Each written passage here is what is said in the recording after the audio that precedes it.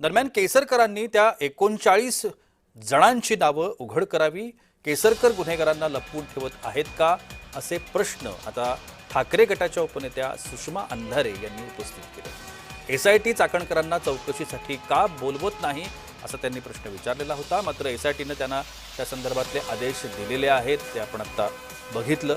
मात्र त्या चौकशीला उपस्थित राहण्यासाठी टाळाटाळ करतायत। दर 15 दिवसाला नाशिकला जात होतात, तेव्हा तुम्ही महिला नव्हतात का, असं देखील त्यांनी म्हटलंय। कारण चाकणकरांचं म्हणणं आहे की मी महिला आहे, नाशिकला जाईपर्यंत मला त्रास होईल, अशा पद्धतीचं कारण चाकणकरांनी दिल्याचं समजतंय। ईशान्येश्वर मंदिराला निधी कोणत्या बाबींवर दिला, असा देखील त्यांनी प्रश्न उपस्थित केलाय। जयकुमार रावल यांनी या सगळ्या संदर्भातलं स्पष्टीकरण द्यावं, असं देखील अंधारेंचं म्हणणं आहे।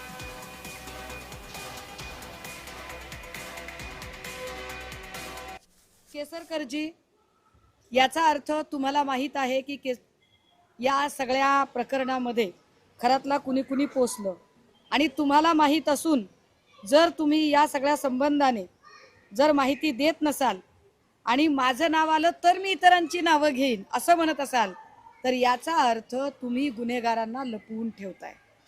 त्यामुळे केसरकरांनी पहिल्यांदा तर हे कोण 39 लोक आहेत त्यांची नावं उघड केली पाहिजेत, ते कोण मंत्री आहेत त्यांची नावं उघड केली पाहिजेत।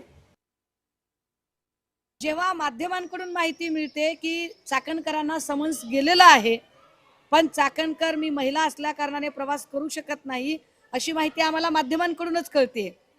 मग तुम्हाला दर 15 दिवसाला जेव्हा तुम्ही नाशिकला जात होतात तेव्हा तुम्ही महिला नव्हतात का? आयोगाची सगळी महत्त्वाची कामं सोडून जेव्हा तुम्ही नाशिकला जात होतात तेव्हा तुम्हाला हे कारण पुरेसं नव्हतं का? त्यामुळे चाकणकरांची चौकशी करणार आहात की नाही, आणि जर चाकणकर जर समन्सला अशा पद्धतीने उत्तर देत असतील तर याचा अर्थ हा एसआयटीचा अवमान आहे।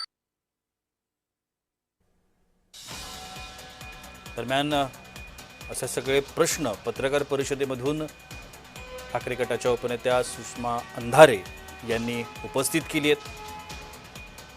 नेमकं या सगळ्या पाठीमागे कोण आहे, चाकणकर यांच्यावरती कठोर कारवाई व्हावी अशा पद्धतीची देखील मागणी त्यांनी केली। जयकुमार रावल यांनी या सगळ्या संदर्भातलं स्पष्टीकरण द्यावं, असं देखील सुषमा अंधारेंनी म्हटलंय। दरम्यान केसरकरांनी 39 जणांची नावं उघड करावी अशी देखील त्यांनी मागणी केली आहे।